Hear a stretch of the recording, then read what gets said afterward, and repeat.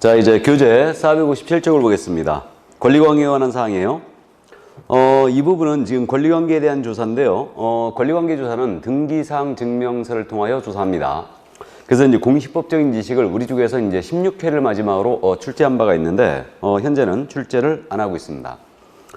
자, 다만 이제 분묘기지권과 장사법, 이게 이제 문제인데, 그러면 등기된 권리는 일단은 이제 등기부를 통하여 조사를 하게 돼요. 그러니까 등기부 관련 내용을 우리 쪽에서 직접 물어본 게 이제 16회였습니다. 그래서 그게 이제 마지막으로 제가 기억되고 있고요. 그럼 우리는 등기된 권리 조사를 해야 되는데, 등기부를 통하여 조사하고요. 나머지 이제 근저당이 잡힌 경우는 실제 피담보 채무까지는 조사 확인할 의무가 없다는 거 알고 있고요. 자, 그러면 이제 그 정도 값만 잡아두시고 460쪽으로 가시면 법정지상권이 나오잖아요. 자, 그럼 잠시 권리관계에 대한 조사에 대해서 개괄적인 사항을 말씀드리면, 이 권리관계에 대한 사항은 기본적으로 등기사항 증명서를 통하여 조사합니다. 근데 이 우리나라에는 모든 등기가 일단은 등기부에 나타나는 게 아니에요. 공시되지 아니한 권리가 있죠, 이게. 그래서 이 공시되지 아니한 권리에 대해서는 특히 우리가 현장 납사를 통하여 조사한다고 그래요. 등기에 안 돼 있으니까 이게. 근데 이제 사실 이게 뜬구름 잡는 얘기라는 게, 우리가 예를 들어서 법정지상권이나 분묘기권 이거 등기 안 돼 있잖아요. 그럼 현장 납사하러 갔어요. 이거 조사하러. 땅바닥 아무리 쳐다봐도 이거 써 있어, 안 써 있어요? 안 써 있죠? 근데 왜 현장 조사를 하느냐? 이거는 그러니까 이제 등기에 안 나타나니까, 공부에 나타나지 않으니까 우리가 거꾸로 현장 조사를 하는 겁니다. 그래서 어쨌든 현장 탐문 활동을 통하여 조사한다, 이렇게 얘기를 해요. 자, 그럼 미공시 권리를 일단 나열을 해보면 이렇게 되지 않습니까? 법정지상권이 있죠. 그 다음에 법정저당권도 있어요. 뭐 민법 시간에 다 공부하죠, 이거. 유치권도 있죠. 이건 등기 능력 자체가 없죠. 그 다음 이제 분묘기지권도 있습니다. 그리고 등기되지 아니한 주택 상가 임차권이라는 게 있어요. 이 중에 실무적으로 제일 많이 부딪히는 미공시 권리가 뭘 것 같아요? 임차권이죠. 그러니까 이거는 이제 주임법, 상임법을 우리가 별도로 공부해요. 이거는. 그럼 이거 빼고 요것 중에서는 제일 많이 부딪히는 게 뭐냐? 바로 분묘기지권이에요. 이겁니다. 그렇기 때문에 이 분묘기지권은 우리나라 이면은 대부분 분묘들이 있죠. 그러다 보니까 이거 존속을 위한 권리가 바로 분묘기지권이거든요. 그러니까 민법 시간은 공부하지만 이 부분이 실무적으로 가장 많이 부딪히고요. 특히 이제 민법에서 다 공부하지만 이 분묘기권을 강력하게 제한하는 법이 장사등용하는 법률 있죠. 장사등용하는 법률. 그래서 우리가 변로법을 다 공부해요. 장사법의 내용을 알아야 되기 때문에 이거와 연계해서 우리 쪽에서 분묘기지권을 아주 출제를 잘해요. 여기 법정지상권은요, 지난 30회 때 출제가 됐거든요. 그 다음에 이제 25회 때 그 전에 출제가 됐죠. 그 전엔 22회 때 출제가 된 바가 있어요. 그러니까 이거는 민법의 도움을 받는 수밖에 없고요. 법정저당권도 유치권도 우리 쪽에서는 잘 내지 않습니다. 그래서 일단 참고만 해두시고, 문제 타겟은 분묘기지권이라는 얘기예요. 이겁니다. 그래서 민법 시간에요, 판례 태도 잘 들으시고 맞추기는 어디서 맞춘다? 중개사법 시간에 맞추는 겁니다. 일단. 자, 그래서 이제 법정지상권, 그래서 등장하고 있는 겁니다. 그럼 법정지상권이 420조 참고해 두시고요. 2차만 하신 분들은 꼭 읽어 주셔야 됩니다. 그 다음에 한 장을 넘기면 이제 법정지상권 쭉 거기까지 설명이 돼 있고요. 그 다음에 이제 464쪽에 법정저당권이 등장했잖아요. 이것도 여러분들이 참고하시기 바랍니다. 그리고 이제 464쪽에 5번에 분묘기지권이 등장하고 있어요. 그래서 이 분묘기권의 내용을 이해를 해 두셔야 됩니다. 일단. 작년 시험에도 이게 출제가 됐죠. 자, 그럼 이제 분묘기지권 들어가자는 얘기입니다. 그래서 권리관계 조사에서는 우리가 주 타겟이 분묘기지권이다. 분묘 존속을 위한 권리예요. 이게 바로 분묘기지권입니다. 분묘 존속을 위한 권리. 판례에 확립됐죠. 그럼 이 분묘기지권의 성질이거든요. 우리 교재 지금 현재 465쪽에 성질이 나와 있죠. 성격. 그래서 이제 성격이 나와 있는데, 우리 판례가요, 분묘기지권은 지상권에 유사한 물권이다, 이렇게 인정하고 있어요. 지상권 유사의 물권을 인정하고 있습니다. 그러면 지상권 유사의 물권이기 때문에 누구에게나 주장할 수 있다는 얘기죠. 그러니까 사실상 이 토지 소유자는요, 분묘기지권이 성립해버리면 이 토지 뺏긴 거예요. 쓸 수가 없게 됩니다. 누구에게나 주장할 수 있죠. 물권으로 인정됐기 때문에. 등기도 안 돼 있음에도 불구하고 이렇게 강력한 효력을 인정하고 있는 겁니다. 지상권 유사의 물권, 그리고 관습상의 특수지상권 이렇게도 부릅니다. 이게 그러면 분묘기권은 기본적으로 이거 점유를 수반하는 권리죠. 지금 점유를 수반하는 권리인데 여러분들이 민법 시간에 점유가 자주점유가 있고 타주점유가 있다고 그랬죠. 그럼 자주점유는 소유의 의사로 하는 점이죠. 그러니까 이거는 분묘 존속을 위하여 이 토지를 사용할 권리를 인정한 거예요. 그러니까 결국은 분묘 기지권자의 점유는 자주점유가 아니에요. 소유의 의사라는 점유가 아닙니다. 이거는 그 소유권이 아닌 분묘 기지권인 걸 취득하기 위해서 점유하고 있으니까 타주점유로 구분하고 있죠. 다만 민법 시간에 들어봤는데 인접 토지가 내 땅 인접 토지가 내 땅인 줄 믿고 있었어요.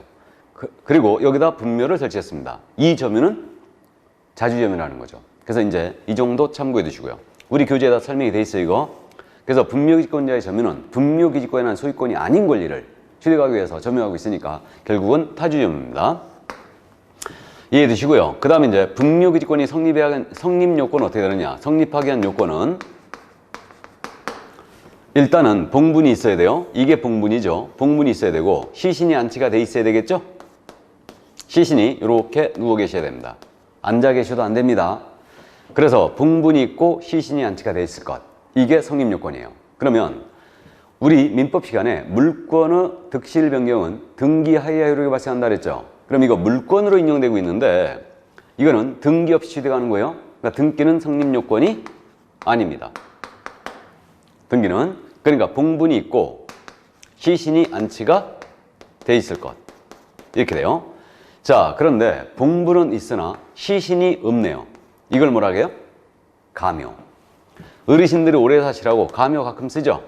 이게 장래의 묘수라고 그래요. 그럼 가묘는 분묘기권 취득할 수 있다 없다? 없다. 그 다음에 봉분이 없어요. 시신은 있습니다. 평평하게 모셨다는 얘기죠. 이걸 평장 또는 암장이라 불러요. 평장 또는 암장이라 부르는데 평장, 암장은 취득할 수 있다 없다? 없다. 분묘라는 점을 공시하지 못하고 있어요. 그래서 평장, 암장은 취득 불가합니다. 이 성립요건 여기까지 두시고 그럼 이제 성립하는 경우 넘어갑니다. 성립하는 경우는 일단 우리 교재 466쪽에 성립 사유라고 나와 있는데 분묘주권이 성립하는 경우는 판례의 태도를 정리해 봤더니 세 가지로 압축이 되더라. 먼저 자네 땅에다 내 할머니 좀 모시겠네. 그렇게 하십시오. 토지 소유자의 승낙을 받아 설치했잖아요. 그럼 바로 분묘권 취득해버립니다. 승낙 설치하면. 자, 그 다음에 승낙을 받지 않냐고 설치했더라도 시효로 취득할 수 있어요. 그러면 이 분묘에 대하여 봉제사를 했어요. 소봉사했다는 얘기인데 이 분묘에 대하여 20년간 소봉사를 했잖아요. 점유를 한 거예요. 그러면 이때는 취득시효, 시효취득에 의해서 가능합니다. 그래서 시효취득할 수 있죠. 다만 이 점유가 평온한 점유에 된다는 거죠. 폭력에 의하지 않냐고 비밀로 하지 말아야 돼요. 이게 공연한 점유라고 그래요. 그래서 평온 공연하게 20년간 이 분묘에 대해 소봉사하시면 분묘기권을 시효로 취득하시게 됩니다. 그 다음에 이제 이런 경우도 또 많겠죠. 내 땅에다 분묘를 설치했어요. 설치했는데 이 토지를 양도하는 거예요. 판단 얘기죠. 양도하는데 그 양수인과 분묘 이장에 대한 특약이라든가 철거 특약을 안 한 상태에서 양도해버렸어요. 그럼 내가 분묘권 취득합니다. 그럼 결국은 내 땅에다 분묘 설치하고 이 땅을 판다. 그러면 나는 가만히 있어야 되겠죠. 그래야 내가 취득하는 거고 사는 쪽의 입장이라면 반드시 철거 특약을 해야 됩니다. 그래서 성립하는 경우는 이 세 가지로 압축이 됐어요. 분묘권에 대해서. 그럼 이렇게 취득된 분묘권의 효력은 어떻게 되느냐. 효력에 대한 부분인데 분묘 기지권을 누가 취득하느냐 문제예요. 이게 취득자에 관한 문제입니다. 그래서 그 교재 466쪽에 분묘 기지권자 이렇게 돼 있죠. 이게 취득자에 관한 부분이에요. 그래서 우리 판례는요. 분묘권의 취득은 원칙적으로 종손이 한다는 겁니다. 이게 원칙이에요. 제사를 주재하는 자. 그러니까 토지 소유자에 대해 분묘 기지권의 행사는 종손이 해야 돼요. 종손이. 그러니까 종손이 분묘를 관리할 수 있다면 그 행사, 권리 행사를 분묘지권 종손이 해줘야 되지 그 연고자는 할 수 없다는 겁니다. 다만 종중이 예외적으로 분묘를 수호 관리해왔어요. 그럼 이때는 종중이 예외적으로 취득할 수 있다는 건데 원칙은 종손이에요. 이게. 그 다음에 옆에 페이지로 가서 분묘기지권의 범위라고 나오죠. 이건 장소적 효력에 관한 부분이에요. 분묘기권이 어디까지 미치느냐 이 문제인데, 분묘기지라는 게 원래는 이 봉분이 안치된 밑에 땅을 말하는 거죠. 이거 밑에 땅, 이 부분을 얘기하는 거예요. 분묘기지라고 그랬으니까. 그럼 위에서 보게 되면 이게 동그랗지 않습니까? 그럼 여기까지만 분묘기지권의 효력이 미친다 한다면 절할 곳이 없죠? 올라가서 절할 수는 없어요. 그러니까 결국은 분묘기지뿐만 아니고 주변 공지를 포함한 지역까지 미친다는 게 우리 판례예요. 그래서 장소적 효력은 분묘기지뿐만 아니고 주변 공지, 빈 땅을 포함한 지역까지 미친다라는 게 판례인데, 우리나라 분묘는 대부분 보면요, 이 봉분 뒤에 초생달 모양의 둔덕이 있죠. 이걸 판례가 뭐라고 그러냐면 사성이라 불렀어. 사성. 이게 모래사자 쓴 경우도 있고 이제 성성자인데, 그래서 이게 사성이라 불렀는데 뭔지 아시겠죠? 그래서 이제 여기까지 분묘기권 효력이 미치느냐, 이 사성이 봉분으로부터 30m 뒤에 있는 거예요. 거기까지 미친다고 하면 안 되겠죠. 그러니까 당연히 사성까지 미치는 것은 아니다. 그래서 주변 공지를 포함하지만 당연히 사성까지 미치는 것은 아니라는 게 우리 판례였어요. 자, 그래서 그 분묘기권의 범위 거기까지 이해를 해 두시고요. 그 다음 이제 교재 순서로 바로 갑니다. 합장 허용 여부인데, 이거 부부 일방이 먼저 돌아가셨어요. 그래가지고 분묘기지권을 취득을 한 거예요. 취득했는데 다른 일방의 합장을 위해서 쌍분, 단분 형태로 재설치하는 겁니다. 이거 허용하느냐? 허용하지 않습니다. 재설치하는 거. 그러니까 이거 쌍분은 봉분을 두 개로 만든 거죠, 이게. 그 다음에 단분은 두 분을 합장해서 이렇게 같이 모시는 거예요. 그래서 이거 인정하느냐? 안 합니다. 그러니까 분묘기권은 결국 신설할 권능을 인정한다, 안 한다? 안 한다. 원칙적으로 이장할 권능도 포함하지 않아요. 그래서 그 합장을 위한 쌍분, 단분 형태 재설치 인정 안 합니다. 이렇게 되고요. 그 다음 이제 지료가 나오고 있어요. 그러면 타인의 토지를 지금 사용하고 있는 거 아니에요? 그러면 지료 지급의 의무가 있느냐? 이 문제가 있는데, 이 분묘기권은요, 시효로 취득한 경우도 지료 지급의 의무가 없다라는 게 우리 판례예요. 그래서 지료 지급의 의무는 없다. 시효 취득의 경우도 이게 판례입니다. 그래서 이렇게 돼 있고요.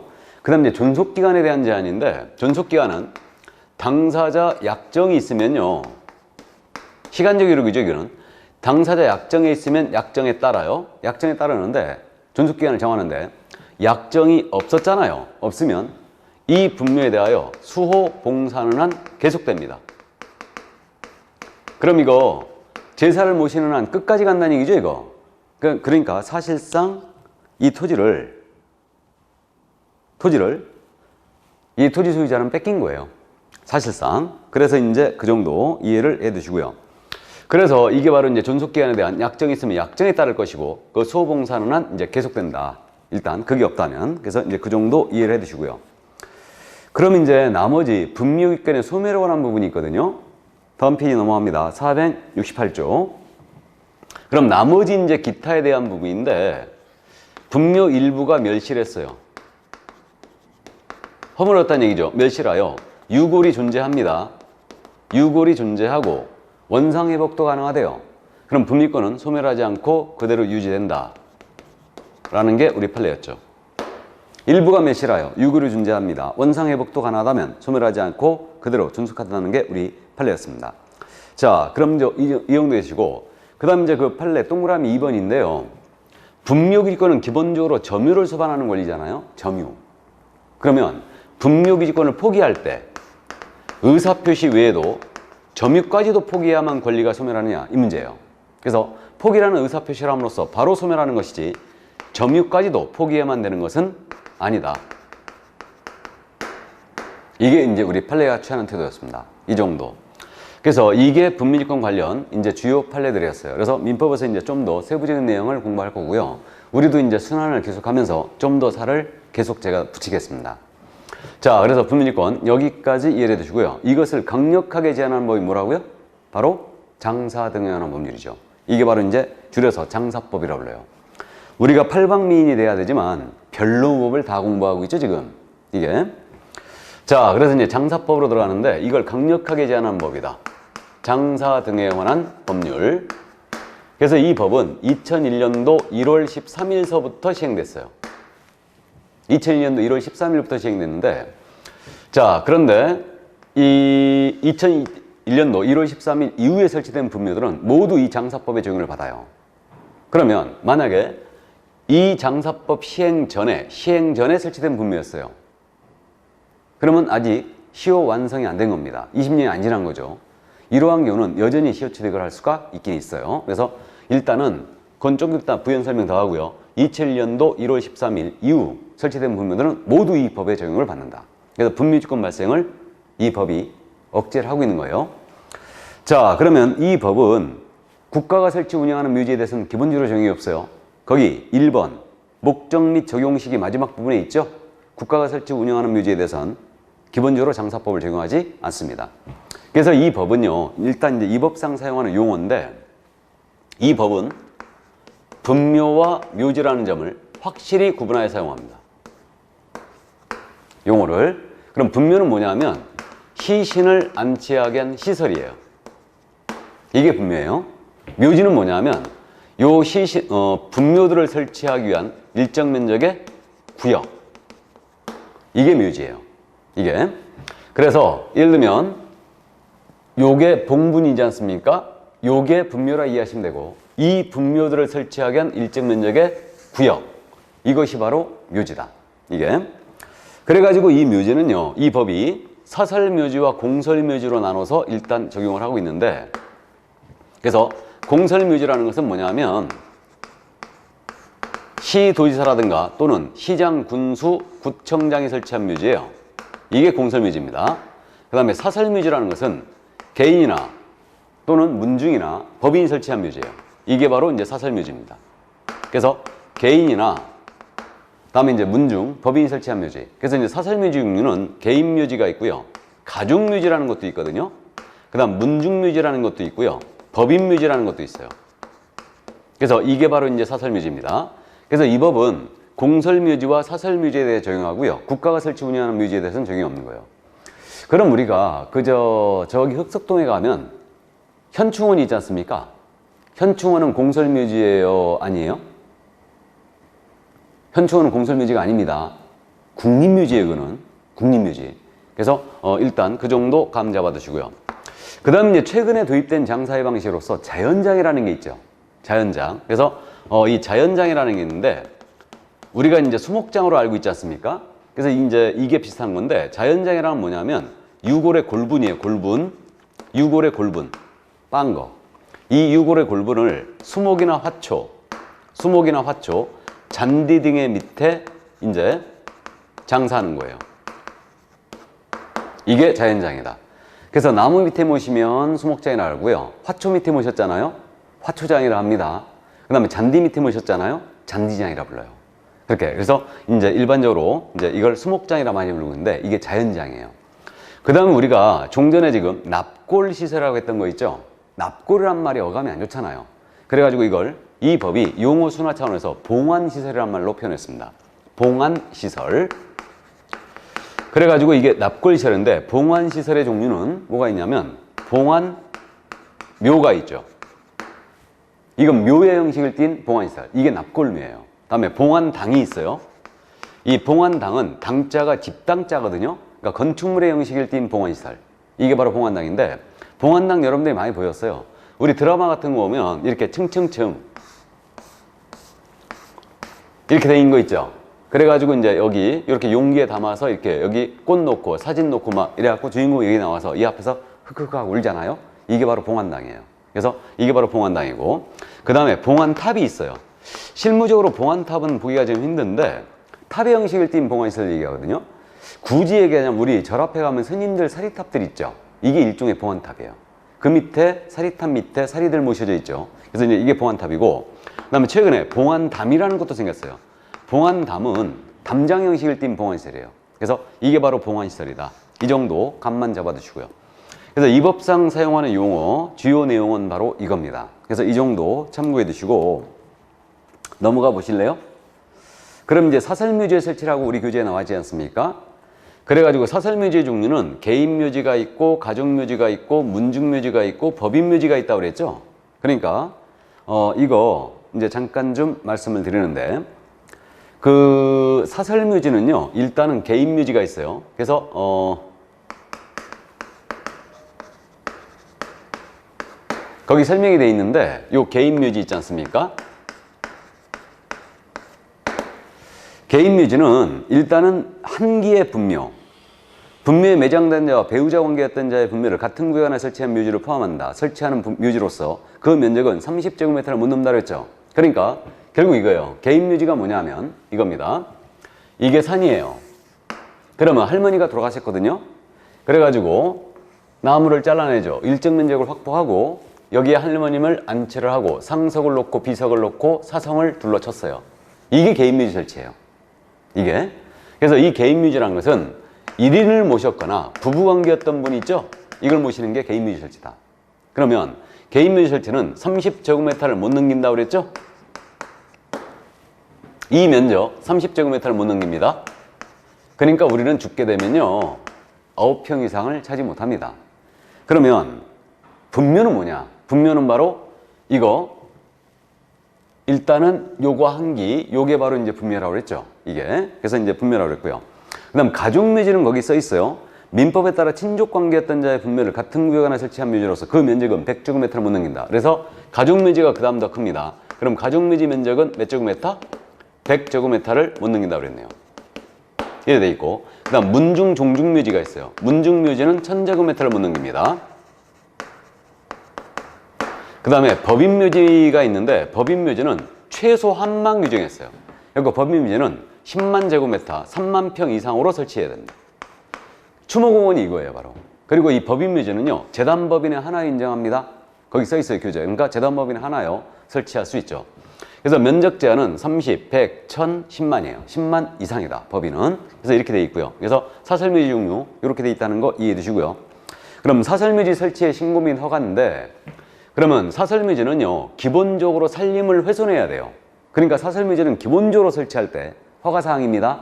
그렇게 이해하는데 개인묘지 있지 않습니까? 이게 전통적인 장사익 풍습이에요. 그래서 개인묘지는 30일 내에 설치해놓고 사후 신고하시면 돼요. 30일 내. 며칠 내에 신고한다고요? 30일이에요. 30일 내에 사후 신고하시면 됩니다.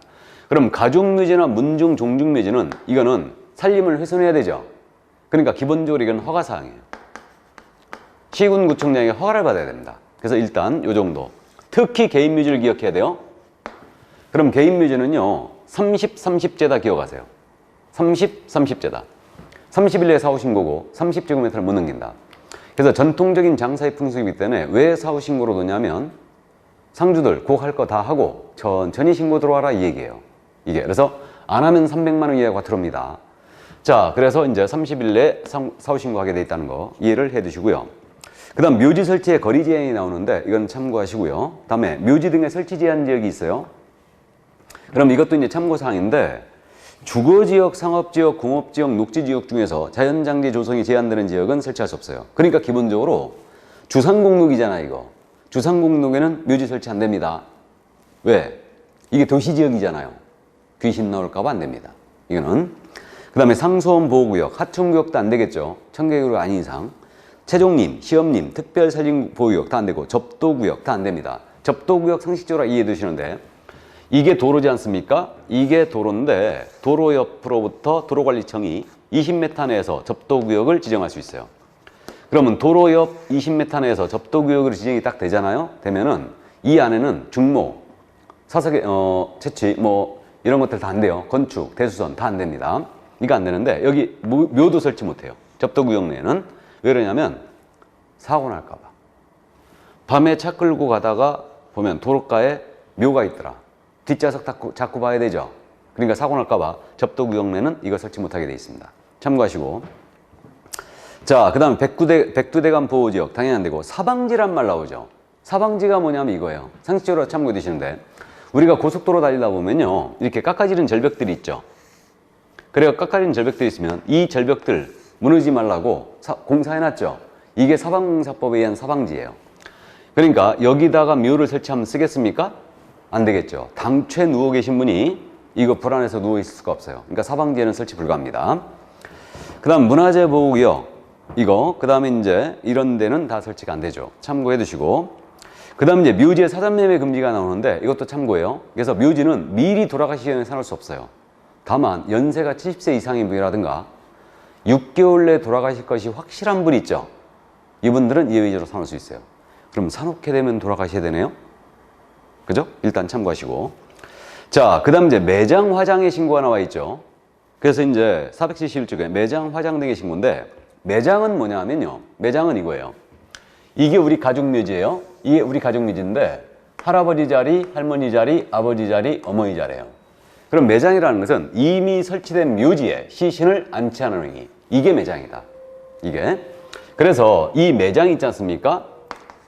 매장을 하게 되면요. 이때도 30일 내에 사후 신고하시면 돼요. 왜 그랬을까? 왜 그랬냐면요. 이것도 전통적인 장사의 풍습이었잖아요. 그러니까 상주들의 심리 상태를 고려해서 꼭 할 거 다 하고 천천히 들어와라 이거예요. 그래서 개인 묘지 설치라든가 매장은 30일 내에 사후 신고하시면 돼요. 이해되십니까? 그 정도 이해하시고, 그 다음에 화장 있잖아요. 화장은 화장장에서 해야 되죠. 그럼 화장은 당연히 사전 신고 아니겠어요? 그러니까 화장장에서 해야 되기 때문에 화장은 미리 신고하지 않으면요 절대 화장 안 해줍니다. 이거 신고 필증이 있어야 돼요. 그래서 이제 사전 신고라는 거 느낌이 딱 오죠. 자, 그럼 그 정도 이제 감을 잡아두시고요. 넘어갑니다. 분묘 등의 점유 면적이 나오죠. 이건 미리 말씀드렸어요. 그래가지고 이제 핵심 정리 부분, 여기 표가 잘 정리되어 있는데, 개인 묘지는 30, 가족 묘지는 100, 그 다음에 문중 종류 묘지는 1000, 법인 묘지는 10만 제곱미터 이상으로 이제 설치하게 돼 있고, 묘지 설치해갖고 개인 묘지는 설치 후 신고 이랬죠. 그래서 30일이라고 메모해 놓으세요. 그 표에 핵심 정리 부분 470 있죠. 찾습니까? 자, 그래서 30일에 사후 신고, 나머지는 허가 사항이에요. 그렇게 하면 되고요. 그 다음에 이제 그 면적 제한에서요, 또 한 가지 우리가 이제 분묘 등의 점유 면적인데, 거기 그 표 위에 있는 내용인데 표로 정리되어 있으니까 잘 돼 있네요. 우리 한 기당 면적 있죠. 분묘 한 기당 면적, 요거죠. 이 한 기당 면적은 10제곱미터를 못 넘겨요. 10제곱미터를. 근데 합장을 하잖아요. 두 분을 같이 모시는 거예요. 이게 합장이죠. 합장을 하는 경우에는 15제곱미터를 못 넘깁니다. 그래서 한 기당 면적은 10제곱미터. 이건 상석, 비석, 시설물의 설치 구역 면적을 포함하는 거예요. 그럼 10제곱미터 하면 3평밖에 안 되는 거죠. 그렇기 때문에 공설묘지 같은 데 묘를 써보시면 아시는데 상당히 비좁습니다. 그렇기 때문에 합장을 위한 개장을 할 때는 조심해서 개장해야 돼요. 좀만 덮하면요 옆에 분이 나 불러싸고 나오십니다. 그래서 이제 3평 이렇게 되는 거죠. 10제곱미터. 합장은 15제곱미터예요. 이 점 일단 이해해 두시고요. 자, 그 다음 이제 분묘의 존속기간 제한을 기억해야 돼요. 분묘의 존속기간 제한을. 공설묘지나 사설묘지 시스템 분묘의 존속기간은 30년으로 한다 그랬어요. 30년. 그래서 이제 사용계약 우리가 30년 하고 있는데 30년만 인정하면 너무 억울하잖아요. 아쉬워요. 그렇기 때문에 연장을 허용하는데 이 연장 신청 들어가면 반드시 연장을 해줘야 됩니다. 그래서 연장은 1회, 30년 1회 하나여 인정을 해줍니다. 그럼 분묘가 존속할 수 있는 기간은 최장 60년까지 갈 수 있다는 얘기죠. 물론 이 연장 기간은 조례로 단축할 수 있는데 5년 이상 30년 이내의 기간에서 단축할 수 있는데 단축이 없다면 최장 60년까지 존속할 수 있어요. 그래서 이게 분묘 기지권에 대한 강력한 제한 아니겠어요, 이게. 우리 분묘지권은 복무이 존재하고 수호봉상은 끝까지 간다고 그랬죠. 근데 이렇게 30년, 60년, 최장 60년 제한을 못하기 때문에 제한하고 있기 때문에 2001년도 이후에 설치된 분묘들은 모두 60년 제한을 받고 있는 거예요. 다만 2001년도 1월 13일 전에 설치된 분묘였다. 그럼 이때는 분묘지권 취득하잖아요. 시효 취득하잖아요. 그럼 이건 최장 기간이 없는 겁니다. 그래서 이제 이 정도 일단 이해해 두시고요. 자, 그래서 존속기한 제한이 다 이렇게 있다는 거 이해해 두시고, 그럼 이제 분묘의 철거란 말이 나와요. 473쪽에 맨 위에. 그러면 존속기간이 만료됐잖아요. 만료가 되면 어떻게 되느냐? 철거하셔야 됩니다. 철거하는데 유예기간은 1년을 줬어요. 그래서 1년 내 철거하여 화장하시거나 이거 봉헌시설로 모셔야 됩니다. 그래서 1년이다. 요것도 기억을 해 두시고요. 이제. 자, 그 다음에 이제 나머지 5, 6번. 허락 없이 타인의 토지에 설치한, 분묘를 설치한 경우. 토지 소유자에게 무단 분묘의 확인, 처리, 뭐 이런 내용이 나와 있는데, 자, 이거 보겠습니다. 이거 타인의 토지 등에 승낙을 받지 않냐고 설치했다. 이걸 제가 무연분묘로 부르고 있거든요. 근데 단순히 연고자가 없는 분묘를 얘기하는 게 아니에요. 승낙을 안 받고 설치한 분묘들을 얘기하는데, 타인의 토지에 그 소유자의 승낙을 안 받고 설치한 분묘라든가 타인의 묘지에 그 소유자의 승낙을 받지 않냐고 설치한 분묘, 이것을 제가 무연묘로 부르고 있어요. 둘 중에 누가 더 나쁜 놈입니까? 남의 묘지에다 몰래 설치한 놈이 진짜 나쁜 놈이에요. 그러니까 할머니 모시려고 상해 메고 우리 가족묘지에 올라갔더니 파봤더니 다른 분이 할머니 자리에 누워 계시는 거예요. 이런 낭패가 없는 겁니다. 그러면 이렇게 이런 승낙을 받지 않냐고 설치한 분묘가 등장했잖아요. 그러면 연고자를 안다. 알면은 3개월 이상의 기간을 정하여 통지해 줘야 돼요. 이장을 해가라 하고 통지하는 거예요.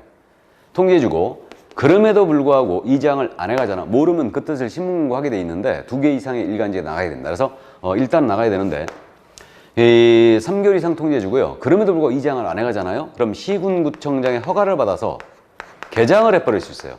개장은 딴 데로 옮긴다는 얘기죠. 이게 열개자죠. 열개자. 이장을 해버릴 수 있어요. 그래서 후일 이 연고자가 나타나서 분묘 존속을 위한 권리를 주장 못한다 그랬어요. 그래가지고 결국은 2001년도 1월 13일 이후에 설치된 분묘들 있죠. 장사법 시행 후에 설치된 분묘들. 이 분묘들은 시효취득을 그럼 인정한다 안 한다? 안 한다는 얘기예요. 인정 안 하는 겁니다. 분묘 존속 권리 주장 못한다 그랬으니까요. 그래서 이 점도 일단 이해해 주시고, 다만 2002년도 전에 설치된 분묘들은 모두 시효취득할 수 있어요. 자, 그래서 이제 이 정도 이해를 해 두시고요. 그 다음 이제 최근에 도입된 자연장지가 있다고 그랬죠. 그래서 이제 자연장이 있다고 그랬는데, 그 자연장도요, 개인 가족 자연장이 있고요. 그 다음에 이제 문중, 종중 자연장지가 있고요. 종교단체 자연장지도 있어요. 이거. 법인 자연장지도 있고요. 그래서 이렇게 돼 있는데, 그래서 거기 그저 414쪽을 보면 사설 자연장님이 사설 수목장님의 설치 기준이 일어났죠. 참고하시는데, 그 개인 자연장지 있지 않습니까?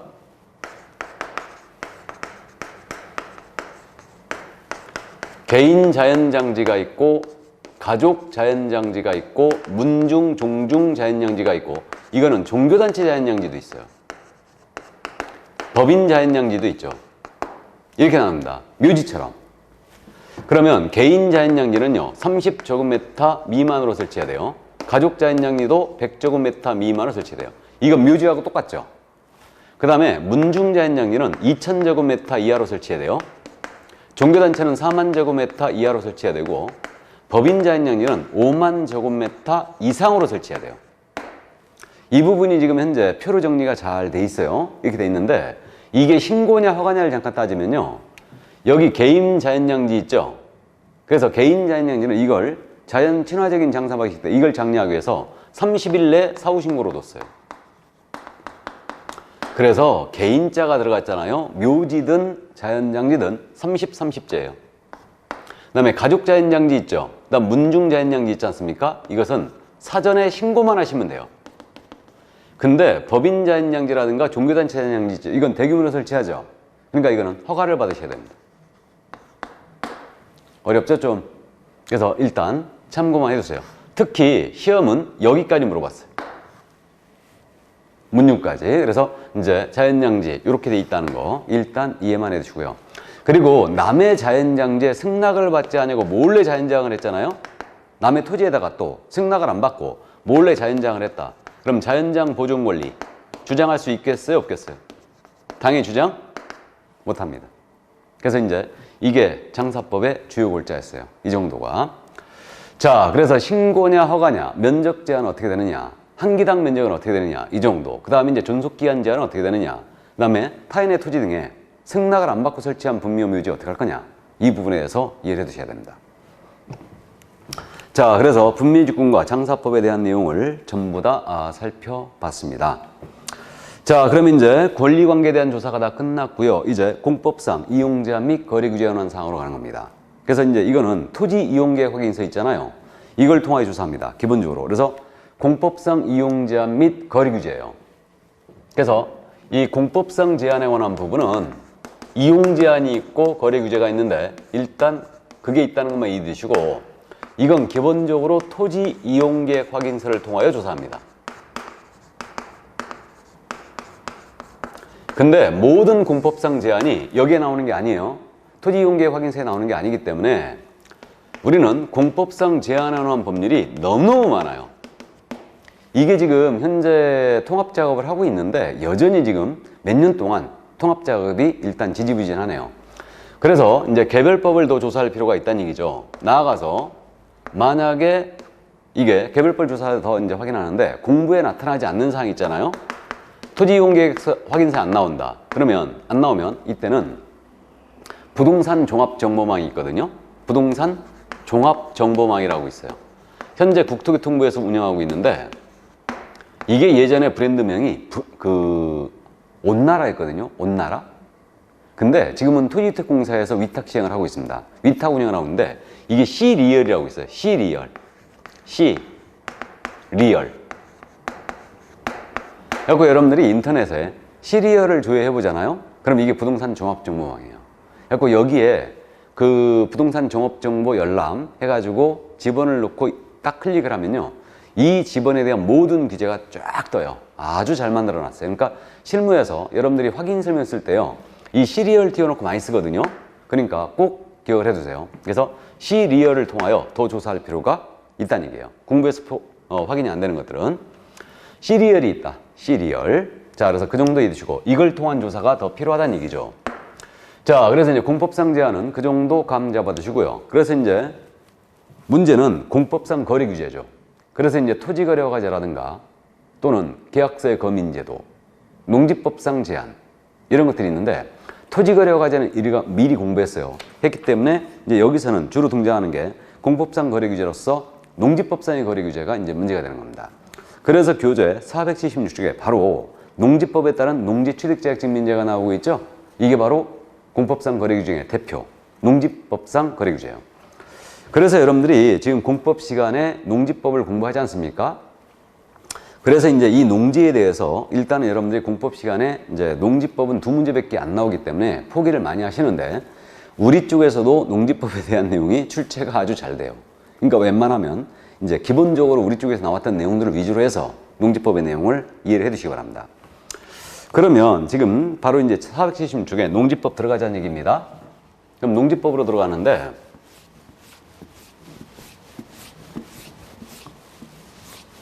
이 농지법에 대해서는요, 농지의 개념이 지금 등장하지 않습니까? 농지의 개념은 15회 시험에는 물어본 적이 없어요. 그럼 농지가 과연 뭐냐? 지목이 전답과수원이에요. 그럼 농지예요, 이거. 근데 전답과수원이 아닐지라도 세법 시간에 목장농지가 들어가는데 농지법상 농지는 전답과수원입니다. 그러면 이거 전답과수원이 아닐지라도 실제 경작에 사용하는 토지 있죠? 이건 농지로 갑니다. 그런데 이거 3년 이상 써야 돼요. 그래야 이제 농지로 가는데 근데 경작에 사용했다 하더라도 3년 이상 썼다 하더라도 지목이 임야 있잖아요. 임야는 제외예요. 그러니까 산에다가요 유실수 심어갖고 3년 이상 써버렸잖아요. 그래도 이건 농지 안 돼요. 산은 산이요, 물은 물이요. 성철 스님이죠. 그래서 산은 계속 산으로 가겠다는 얘기예요. 임야는 제외된다는 점. 그다음 버섯 재배사 부지라든가 온실 부지, 농로 부지 이런 것들 전부 다 이제 농지로 갑니다. 농지법상 농지예요. 그러니까 이게 농지다.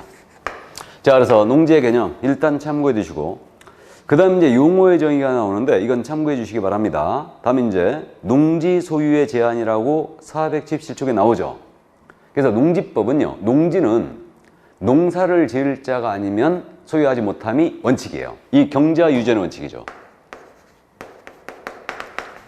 그래서 경자 유전의 원칙 때문에 농사를 안 지으면 농지를 소유할 수 없음이 원칙인데 다만 일정한 경우에는 소유할 수 있고요. 이때 소유하는 경우라더라도 소유상한제라는 게 있어요. 이 면적 이상으로는 소유할 수 없다는 얘기죠. 해서 교재 478쪽에 비농업인의 농지 소유상한이라고 나오죠. 농업인은 절대 농지 소유상한이 없습니다.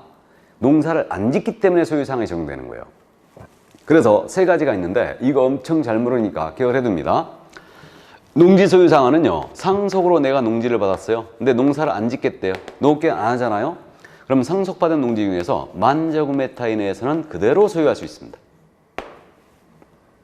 그 다음에 8년 이상 농사지어야 돼요.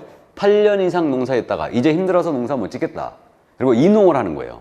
그럼 이농 당시 보유농지 중에서 역시 10,000제곱미터 이내에서는 계속 소유할 수 있습니다. 농사를 안 짓더라도. 그 다음에 이제 주말 농장용으로 도시민이 농지를 취득할 수도 있죠.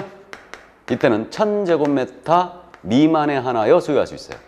다만 주말 농장용은 이건 세대원 전부 합산이에요. 부부 합산, 세대원 전부 합산이에요. 그래서 전가족 합산하여 이때는 1,000제곱미터 미만에 하나에 소유할 수 있죠. 그래서 이게 10,000,000이에요. 10,000,000. 상속 이농 10,000, 주말 농장용 1,000 이렇게 됩니다. 그래서 이게 소유상한입니다. 다만 요즘 유휴농지가 많아졌잖아요. 유휴농지가. 그 상속 이농의 경우는 이게 농지법에 따라서 임대나 사용대를 했잖아요.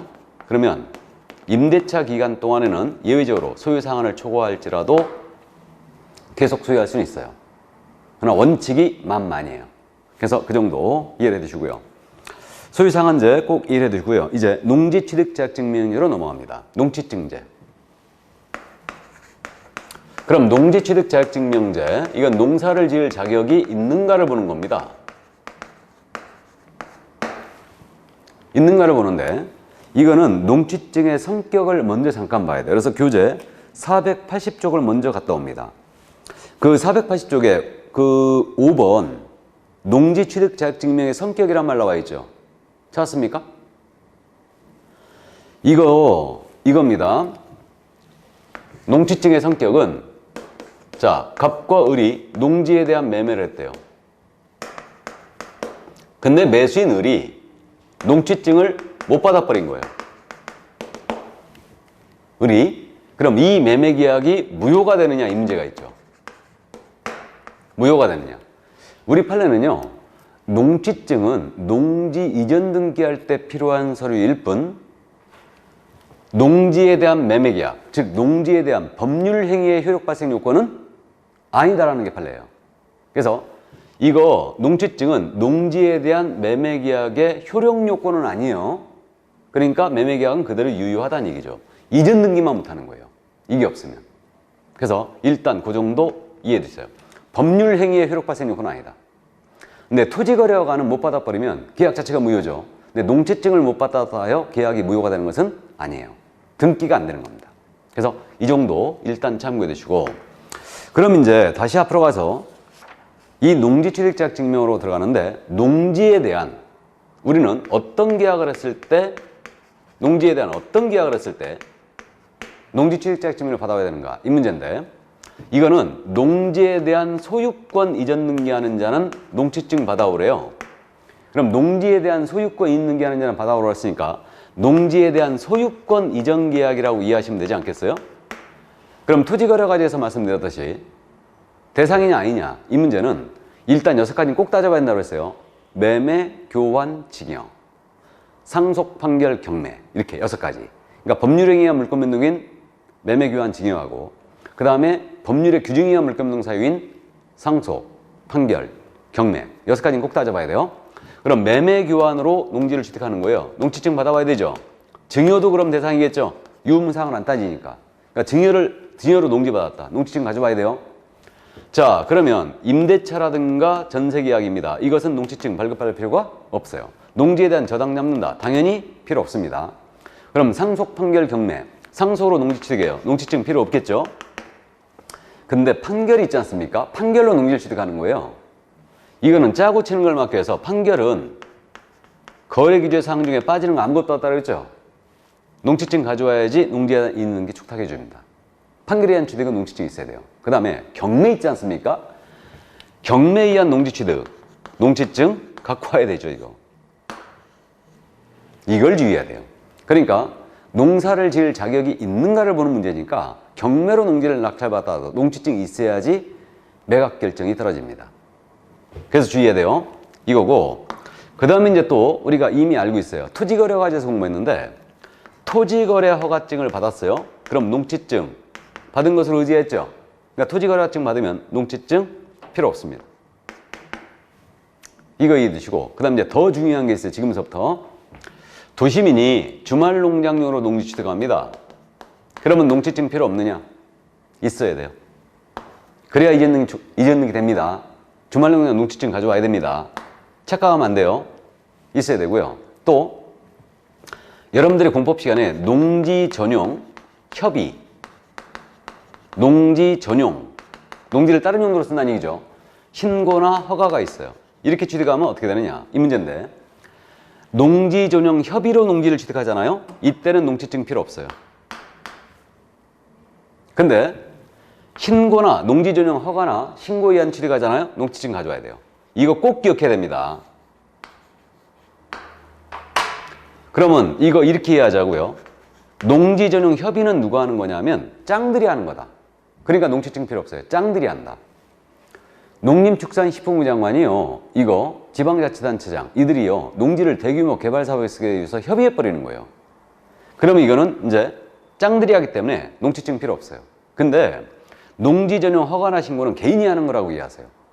그러면 농지증 필요합니다. 그래서 이 점 꼭 기억을 해두시고, 이거 그 다음에 또요, 이거 시효취득, 농지를 시효취득할 수 있거든요.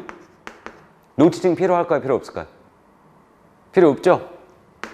이미 농사를 짓고 있었으니까. 또 공유하던 농지를 분할하는 거예요. 그래갖고 이전 늦게 하는 거죠.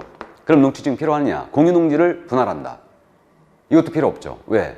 농사를 이미 짓고 있었으니까. 그래서 이거 전에는 제가 두음자 따가지고요 여러분들 암기하라고 시켰거든요. 근데 지금은 이해를 시키는 겁니다. 그래서 이해를 하는 게 좋아요. 특히 주말농장용 농지전용 협의, 허가신고, 이거 대상이냐 아니냐 꼭 기억해 두세요. 잘 물어봅니다. 이거 토지거래가증 받았다, 이것도 잘 물어보죠. 농지증 의제돼 버리고요. 그 다음에 경매 꼭 기억해야 되죠. 농지증 있어야 된다는 거. 자, 그럼 농지증 대상이냐 아니냐 여기까지 이제 정리가 됐고요. 그 다음에 이제 한 장을 넘기면 농지증 발급 절차가 나오죠. 480쪽에. 그럼 농지증의 이제 관할은요, 발급 절차가 관할이 특이해요. 지금까지는 우리가 계속 시군구청장이 했잖아요. 근데 이게 농지증 발급 관할은 시구 읍면장이에요. 군수가 빠집니다. 시구 읍면장. 이자가 관할이에요. 군수가 빠진다. 이것도 이해해 두셔야 되고. 그럼 농지증 발급 신청할 때요, 이거는 당사자 중 1인이 하면 돼요. 단독 신청하면 됩니다. 매수인이 하겠죠. 그래서 이제 이자가 신청하면 되고, 이때 요 신청할 때요, 농업경영계획서 첨부해야 돼요. 농사를 이렇게 짓겠다. 그래서 인력동원계획, 장비동원계획, 농업경영계획서 첨부가 돼야 됩니다. 신청할 때. 이때 농업경영계획서를 우리가 여기에 어떤 내용이 들어가는 이제 여러분들이 공법 시간에 공부하는 거, 우리는 농업경영계획서를 첨부하지 않고 발급을 신청할 수 있는 경우를 이해해야 돼요. 용도가 똑 떨어지는 경우는 농업경영계획서가 필요 없다. 그게 뭐냐 하면 바로 도시민이 주말농장용으로 쓰겠대요. 용도 정해졌죠? 학교 등이 실습지용으로 취득한대요. 정해졌죠? 그 다음에 농지 전용 허가나 신고에 의한 취득하잖아요. 그럼 전용 신고 허가 받을 때 이미 용도가 정해졌죠. 그러니까 이때는 농업계획서 필요 없습니다. 이때는. 그러면 처리기한은 이거 며칠이냐면, 처리기한은 일단은 4일 내 처리하게 돼 있어요. 이게 원칙이에요. 우리 과목의 유일한 4일. 그러니까 4일 내 처리하게 돼 있는데, 농업경영계획서 첨부하지 않잖아요. 이때는 처리기한이 이틀이에요. 이때는. 그래서 주말농장료로 농지를 취득하겠다 하잖아요. 그럼 담당 공무원이 현장 확인하고 농지를 쓰고 있는가 확인하고 바로 농지증 줘버립니다. 그러니까 처리기한이 이건 이틀이에요. 이게. 근데 원칙은 4일입니다. 그러면 농지를 취득한 자는 원칙대로 이 농지를 그대로 농업경영에 사용해 줘야 돼요. 사용해 줘야 됩니다. 그래서 이제 일단 그렇게 돼 있고요. 그럼 이제 그 농지의 위탁 경영이 나오지 않습니까? 그래서 이제 농어촌공사 등에다가 농지를 위탁하여 이제 경영할 수도 있는데, 위탁 경영 사유 참고해 두시는데, 농지에 대한 위탁 경영 사유는 이게 대표적으로 농업인이 질병, 취약, 입영을 한다. 우리가 이게 휴폐업 신고할 때 6개월을 초과하는 휴업이 가능한 경우였죠. 질병, 취약, 입영. 이렇듯이 농업인이 질병, 취약, 입영을 한다. 이때는 위탁경영이 됩니다. 몇 번에 있어요? 4번에 있죠. 4번에 있고 그 표 안에 있는 내용이 지금. 근데 거기 말미에 선거에 따른 공직취임이라고 돼 있죠. 밑줄. 농업인이 선거에 따른 공직에 취임해요. 그럼 역시 위탁경영 됩니다. 근데 진짜 특이한 게 다시 480쪽 맨 밑으로 와서 거기 색깔 칠해진 걸로 썼죠. 맨 밑에 줄. 이게 3개월 이상 농업인이 국외 여행을 간대. 해외여행. 그러면 위탁경영이 된답니다. 이거 냄새나도 너무나죠. 아니 오늘 파 안 뽑으면 내일 비 와가지고 파 다 썩을 것 같은데, 마늘 다 썩을 것 같은데, 이걸 놔두고 농업인이 3개월 해외여행 간다? 위탁경영 한다? 냄새가 나도 너무납니다. 강남쪽에 계신 분들을 위한 규정 부재지주, 이분들을 위한 규정처럼 보이죠? 그러니까 출제자도 이걸 가끔 잘 물어봐요. 그래서 3개월 이상 해외여행은 위탁경영 사유가 됩니다. 선거에 따른 공직 취임도 마찬가지고. 그래서 그 정도 이해 두시고, 그 다음에 농지는 원칙적으로 임대를 해줄 수 없어요. 근데 농지법이 정하는 바에 따라 임대를 할 수 있어요. 그러니까 농지에 대한 임대차, 사용대차가 나오는데, 자, 이건 강행 규정이 있습니다. 그래서 농지에 대한 임대차거든요. 이 농지에 대한 임대차 계약은 서명 계약을 원칙으로 합니다. 왜 그랬을까? 박서방, 저 산 밑에 다랑치 땅 벌어먹어. 그리고 가을에 쌀 한 손 보내라. 그럼 임대해 준 거죠. 명확하지 않더라. 그러니까 농지에 대한 임대차 계약은 서명 계약을 원칙으로 합니다. 그리고 농지 임차인을 보호하기 위해서 임차인이 대항력을 취득할 수 있어요. 그럼 대항력 취득 요건은 농지 임대차 계약에 대하여 시구 읍면장의 확인을 받았어요. 확인을 받고 그 농지를 인도받았잖아요. 그러면 다음 날서부터 대항력을 취득합니다. 그럼 농지의 양수인은 임대인의 지위를 그대로 승계해요. 이거 이렇게 됩니다. 농지를 임대인의 지위를 그대로 승계하게 돼 있고요. 대항력 취득하는 규정이 있고요. 그다음에 농지에 대한 임대차 기간도 보호하고 있습니다. 그래서 농지에 대한 임대차 기간은 3년 이상으로 해야 돼요. 그리고 묵시갱신을 인정하는데, 묵시갱신은 임대인이에요. 임대인이 계약 만료 3개월 전까지 거절 통지 안 했잖아요. 그럼 묵시갱신이 일어나요. 이게. 그 다음에 임차인이 농업경영에 농지를 사용하지 않아요. 그럼 임대차 관계에 대한 종료를 명할 수 있어요. 종료 명령 낼 수 있는데, 이것도 임차인은 종료 명령 나가면 3개월 내는 임대차 관계를 종료해 줘야 됩니다. 그리고 임대차에 대한 분쟁이 생겼잖아요. 그러면 시군구청장한테 조정을 신청할 수 있죠. 그럼 농지 임대차는요, 3자가 엄청 친하죠. 임대차 기간 3년 이상 하게 돼 있고, 묵시적갱신도 임대인만 3개월 전까지 거절 통지하는 묵시적갱신을 하고, 나아가서 종료명령 나갔잖아요. 그럼 역시 이제 3개월 내는 종료해 줘야 되죠. 이렇게 되고요. 그래서 이게 이제 임대차에 대해서 주요 골자인데, 이게 편면적 강행 규정이에요. 임차인에게 불리한 것은 효력이 없습니다. 그래서 임대차, 이거 최근에 잘 물어보니까 일단 이해를 해두세요. 이 정도. 그래서 감 잡고요. 그럼 우리 상가 임대차는 최단 기간이 1년이죠. 주택 임대차는 몇 년? 2년. 농지 임대차는 몇 년? 3년이 되는 거예요. 그래서 일단 그 정도 감 잡아주고요. 그 다음에 이제 한 장을 넘기시면 농지의 처분 의무가 나오고 있죠. 482조. 자, 농지에 대한 처분인데, 농지를 농업경영에 사용하지 않아요. 그럼 농지를 처분할 의무가 있어요. 그러면 농지를 농업경영에 사용하지 않으면 처분 통지를 해줍니다.